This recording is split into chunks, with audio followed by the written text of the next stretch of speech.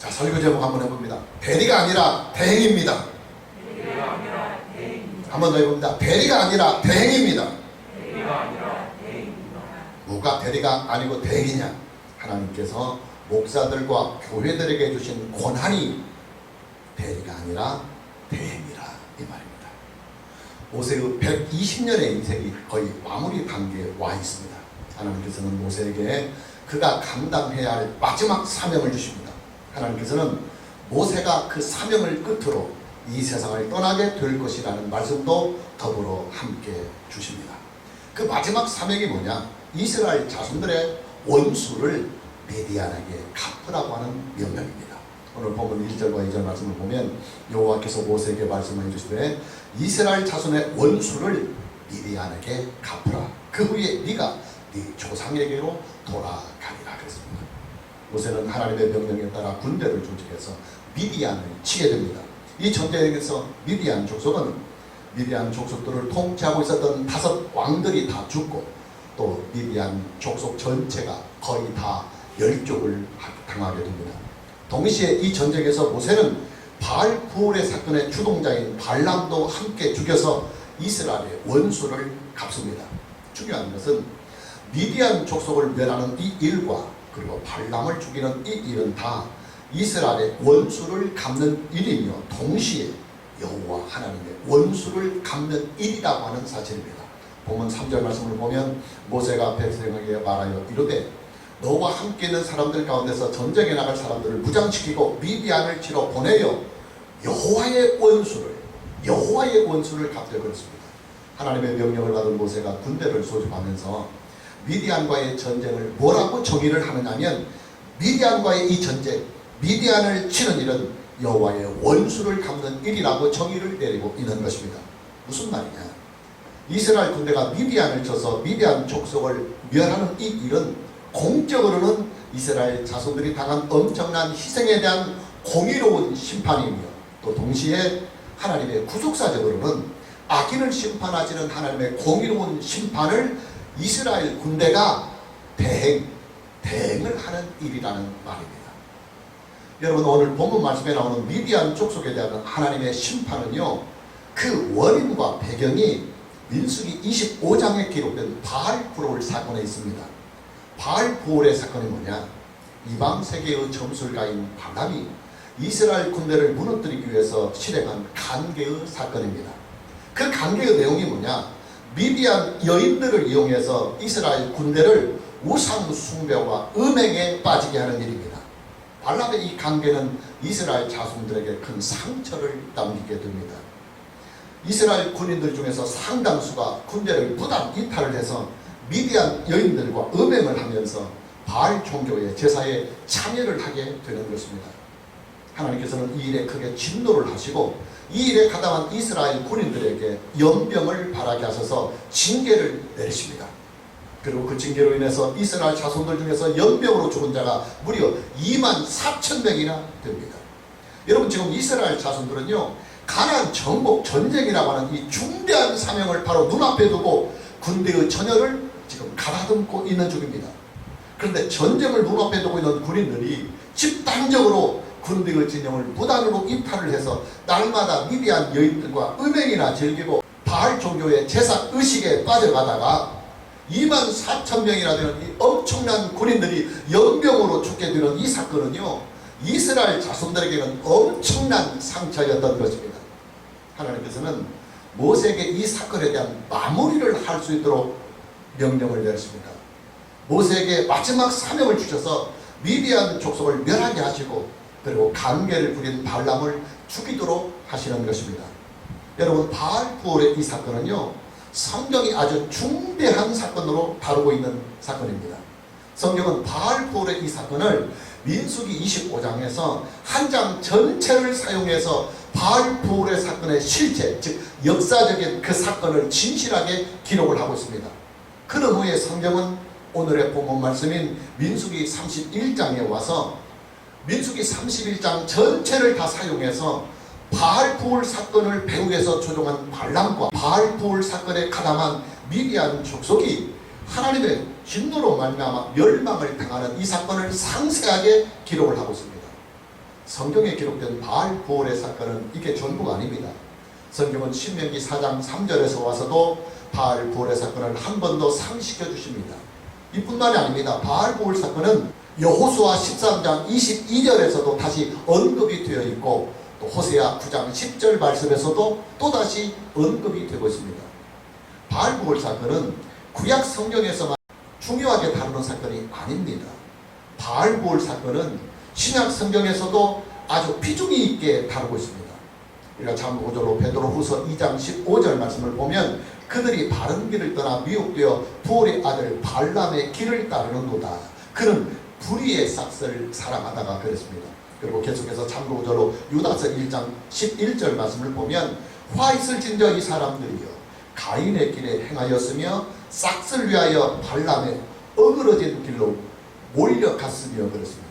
그리고 다시 참고절로 요한계시록 2장 14절 말씀을 보면 그러나 네게 두 가지 책망할 것이 있나니 거기 네게 발람의 교훈을 지키는 자들이 있도다. 발람을 가르쳐 이스라엘 자손 앞에 걸림돌을 놓아 우상의 제물을 먹게 하였고 또 행음하게 하였느니라. 신약성경은 바알 부올의 이 사건을 기획한 발람을 악인의 샘플로 말씀을 하고 있습니다. 어떤 종교의 악인의 샘플이냐? 거짓 목사들의 샘플로 발람을 신약성경은 기록하고 있습니다. 거짓 목사들의 특징이 뭡니까? 발람처럼 돈과 권력을 위해서 종교의 일을 하는 것이며, 또 발람처럼 돈과 권력이 되는 일이라고 한다면 수단과 방법을 가리지 아니하는 것이 거짓 목사들의 특징입니다. 여러분, 바알 부올의 이 사건은요, 신구약 성경이 아주 중대한 사건으로 다루고 있는 사건입니다. 이 사건 하나로 인해서 가나안 정복 전쟁을 눈앞에 두고 있는 이스라엘 군인들 2만 4천 명이 하나님의 징계를 받아서 죽었습니다. 그리고 미디안 족속이 거의 멸족이 되다시피 하였습니다. 실로 엄청난 사건입니다. 중요한 것은 이런 엄청난 사건을 주동한 사람이 한 사람이라는 사실이에요. 그 한 사람이 누구냐? 발람입니다. 발람이 누구입니까? 그는 이방세계의 전술가입니다. 돈을 위해서 점을 쥐고 또 돈을 위해서 추수를 하는 사람입니다. 그런데 그 한 사람의 관계로 인해서 이스라엘 군인들이 2만 4천 명이나 죽고 미디안 족속 전체가 다 멸족이 되다시피 하는 이 엄청난 비극을 낳게 됐습니다. 중요한 것은 발람의 이런 관계를 신약 성경이 뭐라고 해석을 하고 있느냐면 발람은 거짓 목사의 샘플이다. 발람은 거짓 목사의 샘플이다. 이렇게 증거를 하고 있다는 사실입니다. 돈을 위해서 목회를 하고, 또 돈을 위해서 설교를 하고, 또 돈을 위해서 교회를 세우고, 또 돈을 위해서 기도까지 하는 거짓 목사, 그리고 사이비 목사의 샘플로 발람을 신약성경은 증거하고 있는 것입니다. 무슨 말이냐? 목사 한 사람, 종교 지도자 한 사람이 빗나가 버릴 때 엄청난 상처와 엄청난 후유증을 낳게 된다는 말입니다. 여러분, 이단 종교들이나 사이비 종교들을 보십시오. 교주 한 사람의 탐욕을 채우기 위해서 얼마나 많은 사람들과 얼마나 많은 가정들이 피를 말리는 고통과 돌이킬 수 없는 눈물을 흘리고 있습니다. 오늘의 본문의 사건과 본문의 말씀은 바로 이런 배경을 가지고 접근을 해나가야 합니다.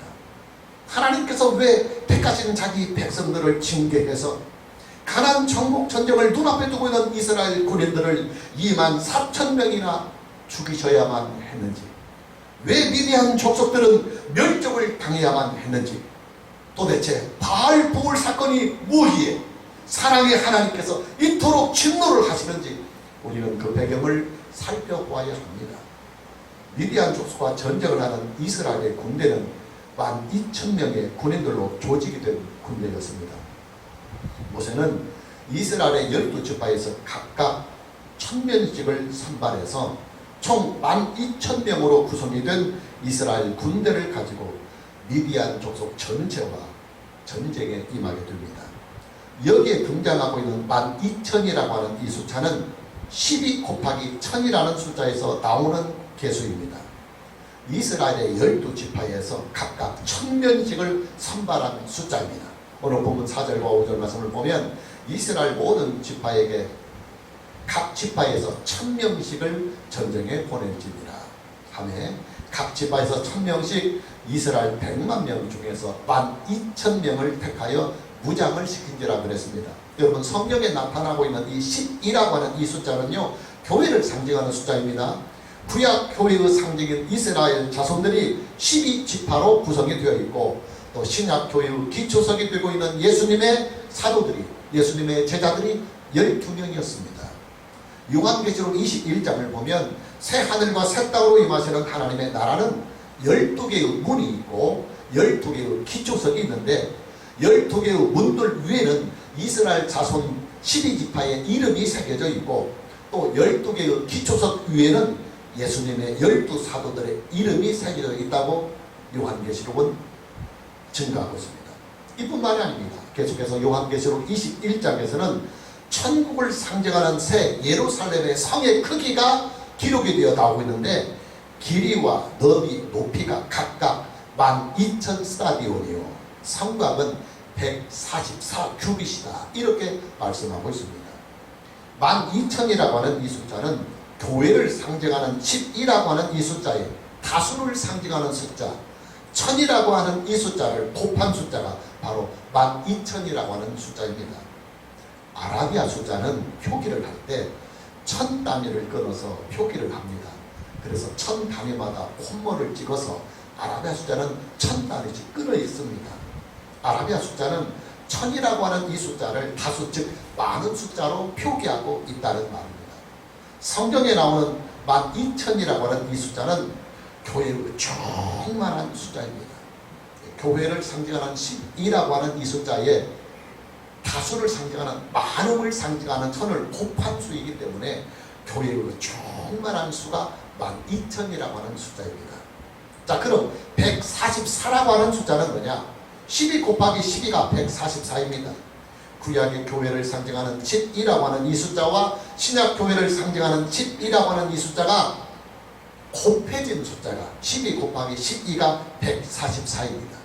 천국은 구약의 성도들과 신약의 성도들이 들어가는 나라이다 하는 것을 144라고 하는 숫자를 통해서 상징적으로 우리에게 계시를 하고 있는 것입니다.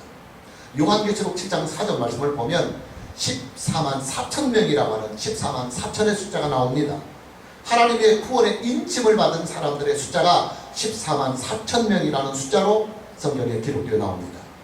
여기에 나오고 있는 14만 4천이라고 하는 이 숫자는 구약 교회를 상징하는 12라고 하는 숫자와 그리고 신약 교회를 상징하는 12라고 하는 숫자를 곱한 144라고 하는 이 숫자에 다수를 상징하는 1000이라고 하는 이 숫자를 곱한 숫자가 바로 14만 4천이라고 하는 이 숫자입니다. 당연히 14만 4천이라고 하는 이 숫자는 구약시대와 신약시대를 통틀어서 구원을 받은 하나님의 백성들의 총 숫자를 가리키는 상징적인 숫자인 것입니다. 주변에서 보면 어떤 이단들은 14만 4천이라고 하는 이 숫자를 자기네들 교파만을 위해서 성경에 기록된 숫자라고 그래서 지구상에서 구원을 받을 수 있는 교회는 자기들의 교회뿐이다, 이렇게 선전을 하는 이단들과 사이비들이 있습니다. 신앙의 사기입니다. 신앙의 사기, 종교적 사기입니다. 성경 말씀을 사칭해서 사기를 치는 행위입니다.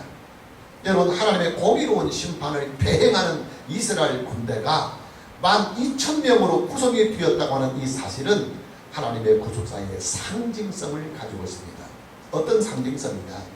이 땅에 존재하는 예수 그리스도의 몸 되신 교회는 하나님 나라의 군대이다, 하나님 나라의 군대이다 하는 것을 상징하고 있습니다. 어떤 임무를 가지고 있는 하나님의 군대이냐? 이 땅에 존재하는 예수 그리스도의 몸 되신 교회는 이 땅에 이루어질 하나님의 구속사를 성실하게 섬기며 그리고 하나님의 공의로운 심판을 대행하는 하나님의 군대라는 말입니다. 대행이란 어떤 권한이나 직무를 대신하는 사람을 말합니다. 단 대행의 권한과 직무에는 한계가 있습니다. 여기서부터는 법률적인 얘기가 나옵니다. 대행은 반드시 권한과 직무를 위임을 해준 그 위임의 범위 안에서만 대행을 해야 합니다. 대행자는 대행자의 이름으로 법률 행위를 할 수가 없습니다. 반드시 대행자에게 권한과 직무를 위임을 해준 본인, 즉 위임자의 이름으로만 법률 행위를 할 수 있어요. 그래서 대행자는 자기 도장 서류에 못 찍습니다. 일을 맡긴 사람의 도장을 찍습니다. 그러나 대리는 드립니다. 대리는 직무와 권한까지도 위임이 된 것이기 때문에 대리는 자기 도장을 찍을 수가 있어요. 서류에 자기 사인을 하고, 책임은 그 일을 맡긴 사람에게, 법률적인 효과는 그 일을 맡긴 사람에게 다 돌아가지만 대행은 일만 그대로 대행하는 것입니다. 예를 들면 이런 거예요. 대행자는 대행의 업무를 보면서 서류에 대행자의 사인을 할 수 없습니다.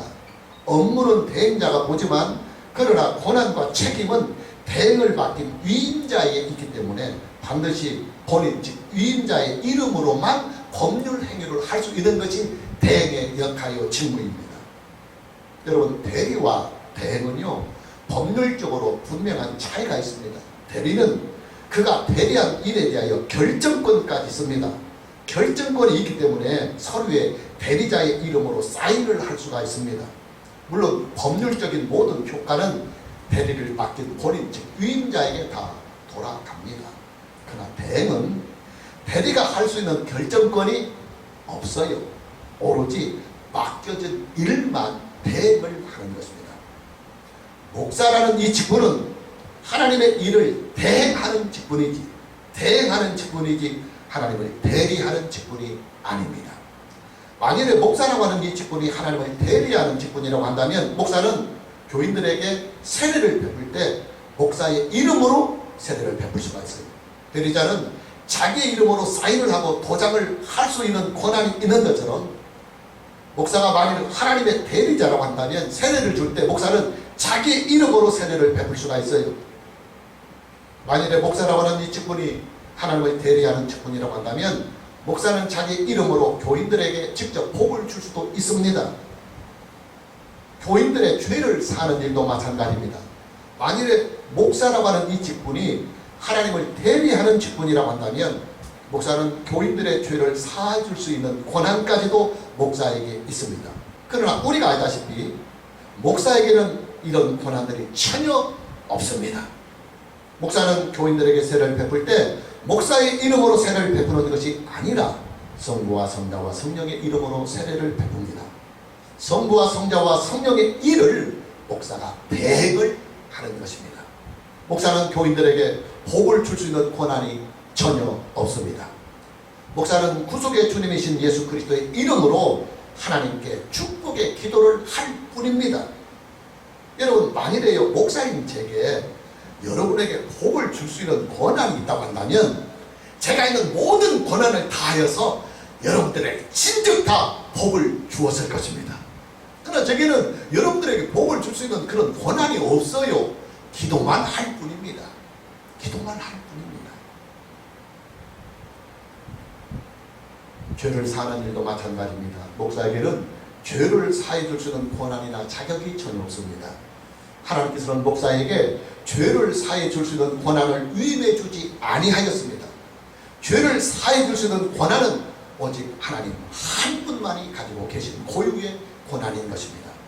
가끔씩 보면 목사를 하나님의 사자라고 부르면서 마치 목사에게 하나님을 대리할 수 있는 권한이 있는 것처럼 포장을 하는 목사들이 있어요. 목사는 하나님의 사자이기 때문에 목사에게 절대적으로 복종하라고 하면서 말입니다. 그러나 여러분, 목사는 하나님의 사자가 아닙니다. 구약 성경에 나오는 하나님의 사자는 하나님을 대리할 수 있는 천사나 아니면 성육신을 하기 이전에 그리스도였습니다. 그러기에 구약 성경에 나오는 하나님의 사자는 사자가 직접 기적을 행하기도 하고 사자가 직접 능력을 행하기도 하고 또 사자가 직접 복을 주기도 하고 사자가 직접 심판까지도 행했습니다. 왜냐? 구약시대의 하나님의 사자에게는 하나님을 대리할 수 있는 권한과 자격이 주어졌기 때문입니다. 구약의 하나님의 사자들에게는 대리권이 주어졌다는 말입니다. 그러나 신약시대의 목사는 하나님을 대리할 수 있는 권한과 자격이 전혀 없는 직분입니다. 목사는 하나님의 일을 대행하는 직분이지 하나님의 권한을 대리하는 대리자는 아닙니다. 그러니까 여러분, 신약시대의 목사에게 하나님의 사자라고 부르면 안 돼요. 목사들 역시도 자기 자신을 하나님의 사자라고 호칭을 하면 안 됩니다. 대리권이 없는 자를 민법에서는 무권대리, 고난이 없다. 그래서 무권대리라고 그렇게 민법에서는 말을 합니다. 대리의 권한이 전혀 없다는 말입니다. 여러분, 무권대리의 법률적인 행위는요, 민사상으로는 손해배상에 대한 책임을 져야 합니다. 그리고 자칫 형사까지 고발이 되면 사기나 혹은 사무소 위조 등으로 처벌을 받을 수도 있는 범죄의 행위입니다. 여러분, 대리권에 권한이 없는 무권대리가 나는 대리다 해가지고 법률적인 행위를 했다고 합시다. 그 책임을 어떻게 져야 합니까? 상대방은 많은 피해를 입었는데, 그러니까 상대방은 그 사람에게 민사소송을 제기해서 손해배상을 청구할 수 있고, 또 이게 잘 안되면 또 형사적으로 고발을 해서 사기죄나 혹은 사무소 위조죄로 형사 고발을 할 수가 있는 것입니다. 목사라고 하는 이 직분은 법률적으로 보면 무권대리에 속합니다. 하나님을 대리할 수 있는 권한이 전혀 주어지지 아니한 직분입니다. 당연히 대리권이 없는 자가 하나님을 대리하는 자로 행세를 한다고 한다면 그는 종교적인 사기꾼입니다. 여러분, 가톨릭 교회와 개혁 교회의 근본적인 차이가 무엇인 줄 아십니까? 가톨릭은요, 교황에게 하나님을 대리할 수 있는 권한이 있다고 주장을 합니다. 이것을 교회사적으로는 사도권이라고 그렇게 부릅니다. 사도권이라고 하는 이 권한은 예수님을 대리할 수 있는 권한입니다. 그러기에 사도들에게는 예수님을 대리해서 직접 병자를 치유하고 귀신들을 쫓아내고 기적을 행하고 심지어는 죽은 자까지도 살릴 수 있는 그런 권한과 능력이 사도들에게는 있었습니다. 특히 사도들이 쓴 글과 편지는 예수님의 말씀과 하나님의 말씀과 동등한 권한이 있기 때문에 사도들이 쓴 글과 사도들이 기록한 서신들이 바로 하나님의 기록된 말씀인 신약 성경이 될 수가 있었던 것입니다. 가톨릭은 예수님을 대리할 수 있는 이 사도권이 교황에게 있다고 주장을 합니다. 그러기에 교황의 말과 행위는 예수님의 말씀, 즉 하나님의 말씀과 동등한 권한을 갖는다고 가톨릭은 주장을 합니다. 가톨릭은 교황의 권한이 아주 막강합니다. 그러나 개혁교회는 사도권을 인정하지 않습니다. 사도권은 사도들의 시대에만 한시적으로 존재하였던 권한인지 지금까지 계속 개성이 되는 권한이 아니라고 개혁교회는 믿습니다. 다시 말해서 개혁교회는 예수님의 대리권, 하나님의 대리권을 전혀 인정을 하지 아니하는 신앙으로 세워진 교회가 바로 개혁교회인 것입니다. 그럼에도 불구하고 개혁교회 안에서 목사가 하나님을 대리하려고 하는 행세를 한다고 한다면 그런 목사는 가톨릭으로 가서 교황을 해야 합니다. 교회라고 하는 이 공동체도 마찬가지입니다. 여러분, 개혁교회의 신앙은요, 교회 그 자체에게 구원을 줄 수 있는 권한이 전혀 없다고 믿는 신앙으로 세워진 교회가 개혁교회입니다. 개혁교회의 교회가는 하나님의 은혜로 예수 그리스도의 구속해 주신 그 은혜 안에서 성령으로 말미암아 구원을 받은, 하나님의 은혜로 구원을 받은 신앙의 공동체다. 이것이 개혁교회의 교회관입니다. 오직 하나님의 은혜로만 구원을 받은 공동체이기 때문에 우리를 구원하신 그 하나님의 은혜를 감사하며 우리를 구원하신 그 하나님께 예배를 드리며 하나님의 영광을 위하여 섬기는 공동체, 이것이 바로 개혁교회의 교회관입니다. 그러나 가톨릭 교회의 교회관은 좀 다릅니다. 가톨릭은 가톨릭 그 교회 안에 속해 있기만 하면 구원을 받을 수 있다고 주장을 합니다. 그러기에 가톨릭 교회는 교회를 구원의 방주라고 하는 것입니다. 여러분, 가끔씩 여러분의 기도에서도 교회를 구원의 방주라고 하는데, 구원의 방주라는 말 이제부터는 전혀 써서는 안 됩니다. 그것은 가톨릭에서 쓰는 것이지 개혁교회는 구원의 방주라는 말을 써서는 안 돼요. 여러분, 노아의 방주는요, 구원의 방주가 맞습니다. 그 방주 안에 들어가 있기만 하면 홍수의 심판으로부터 구원을 받았기 때문에 노아의 방주는 구원의 방주가 맞아요. 가톨릭은 가톨릭 교회 안에 속해만 있으면 구원을 받기 때문에 구원의 방주라고 하는 것입니다. 이런 가톨릭 교회가는 가톨릭 교회에게 하나님을 대리할 수 있는 대리권이 있다고 주장을 하는 것이나 동등한 것입니다. 그러나 개혁교회는 교회에게 하나님을 대리할 수 있는 권한이 전혀 없다고 믿는 신앙 위에 세워진 교회입니다. 교회가 하나님께로부터 부여받은 권한과 책무는 하나님의 일을 대행하는 일이지, 하나님의 구속사에 협력을 할 뿐 하나님을 대리할 수 있는, 하나님을 대리할 수 있는 권한은, 그리고 그런 기관은 아니라고 믿는 것이 개혁교회관입니다. 여러분, 이스라엘 군대 12,000명이 미디안과 전쟁을 하는 이 사건은요, 하나님의 군대인 이스라엘이 하나님의 공의로운 심판을 대리하는 것이 아니라 대행하는 일입니다. 여기에서 가장 중요한 포인트가 뭐냐면 대리가 아니고 대행이라는 것. 이것이 오늘 민수기 31장 전체의 포커스이며 또 이 31장을 가지고 강의하며 오늘 설교하는 설교의 내용의 포커스입니다. 대행과 대리는 법률적으로 큰 차이가 있습니다. 만일에요, 이스라엘 군대에게 하나님을 대리할 수 있는 대리권이 주어졌다고 한다면 이스라엘의 군대는 자기 자체적으로, 군대 자체적으로 미디안과의 전쟁을 임할 수 있는 결정권이 있습니다. 대리권이라고 하는 것은 결정권까지 함께 위임이 된 권한이기 때문입니다. 그러나 이스라엘의 군대에게는 결정권이 없어요. 대리권이 전혀 없습니다. 다만 하나님께서 그들에게 위임해 주신 그 범위 안에서 하나님께서 맡겨주신 일만 대행을 할 뿐입니다. 자, 그 사실을 오늘 본문에서 우리 확인해 봅시다. 본문 14절과 15절입니다.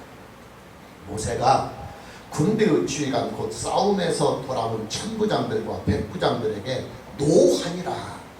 모세가 그들에게 이르되 너희가 여자들을 다 살려주었느냐 책망하는 것입니다. 미디안과의 전쟁에서 완승을 하고 돌아온 이스라엘의 군대 지휘관들에게 모세는 크게 노를 바랍니다. 모세가 바라는 노가 뭐냐? 미디안 족속들의 여인들을 다 살려두었다고 하는 이 일에 대한 노였습니다. 여러분, 이스라엘의 군대는요, 자기들에게 대리권이 있는 줄 착각을 하고 누구를 살려주고 누구를 죽이고 하는 그 결정권까지 주어진 줄, 즉 대리권이 있는 줄 착각을 하고 자기들의 임의대로 미디안의 여자들을 죽이지 아니하고 다 살려주었습니다. 인정상으로 차마 여자들을 죽이지 못할 수도 있었을 것이고 또 살려주어서 미디안 여자들을 자기들의 첩이나 자기들의 여종으로 삼교하여 살려주었을 수도 있을 것입니다. 문제는 이스라엘 군대에게는 미디안 여인들을 살려줄 수 있는 결정권, 즉 대리권이 전혀 없다고 하는 이 사실입니다. 다시 보면 16절에서부터 18절까지를 봅니다. 보라, 모세가 그들을 책망하는 것입니다. 보라, 이들은 이 미디안 여인들을 말합니다. 살려둔 미디안 여인. 보라, 이들이 발람의 꾀를 따라 이스라엘 자손을 부울의 사건에서 여호와 앞에 범죄하게 하여 여호와의 회중 가운데에 연병이 일어나게 하였느니라. 그러므로 아이들 중에서 남자는 다 죽이고 남자와 동침하여 사내를 아는 여자도 다 죽이고 남자와 동침하지 아니하여 사내를 알지 못하는 여자, 즉 처녀들입니다. 이들은 다 너희를 위하여 살려둘 것이다. 너희들의 여종을 삼든지 첩으로 삼든지 하라는 말입니다. 모세는 이스라엘 군대에게 다시 명령을 내립니다. 이스라엘 군대들이 살려준 미디안의 여인들 중에서 바알부울의 사건에 연루가 되어 있는 여인들, 이들은 이제 남자와 성적 접촉이 있는 여인들입니다. 이들은 한 사람도 빼놓지 않고 다 죽이라. 그리고 바알부울 사건과 전혀 관계가 없는 완전한 처녀들만 살려주라고 다시 명령을 내립니다. 왜냐? 미디안을 멸하라고 하신 하나님의 명령의 이유가 바알부울 사건에서 이게 명령이 내려진 것인데, 바알부울 사건을 만든 장본인들, 미디안 그 여인들, 그 이스라엘 군대들을 유혹해서 함께 한영을 즐겼던 그 여인들을 살려주었으니까 모세는 하나님의 명령에 따라서 크게 분노하면서 그들을 다 죽이라고 다시 명령을 하는 것입니다. 여러분, 바알부울의 사건은요, 미디안의 여인들이 이스라엘 군인들을 꿰어서 음행에 빠지게 하고 바알의 제사 의식에 참여하도록 유도를 한 사건입니다. 그러니 당연히 바알부울에 대한 심판을 대행하는 이스라엘 군대는요, 바알부울 사건의 당사자인 미디안의 여인들을 살려두는 일은 자기들이 자체적으로 결정한 일인 게, 이것은 대리권을 행사한 일이다, 그 말이에요. 법률적으로 보면. 그러나 모세는 이스라엘 군대에게는 대리권이 없다. 너희들이 자체적으로 누구는 살려주고 누구는 죽이고 하는 그런 결정권이 없다. 대리권이 전혀 없다. 너희는 하나님께서 죽이라 하는 자는 죽이고 살리라 하는 자는 살려만 주는 대행의 일만 할 뿐이다. 대리권이 없다고 분명히 집어서 다시 명령을 내리는 것입니다. 무슨 말이냐? 이스라엘 군대에게는 하나님을 대리할 수 있는 권한이 전혀 없다는 말입니다. 자체적인 결정권이 전혀 없다는 말입니다. 자, 그럼 이스라엘 군대는 뭐냐? 대리가 아니라 법률적으로 대행이다. 대행이다, 이 말이에요. 하나님을 대리하시는 권한은 전혀 없고, 하나님께서 그들에게 위임해 주신 일에 대하여 그 일을 성실하게 대행을 할 수만 있다, 그 말입니다. 여러분, 우리는 이것을 알아야 합니다.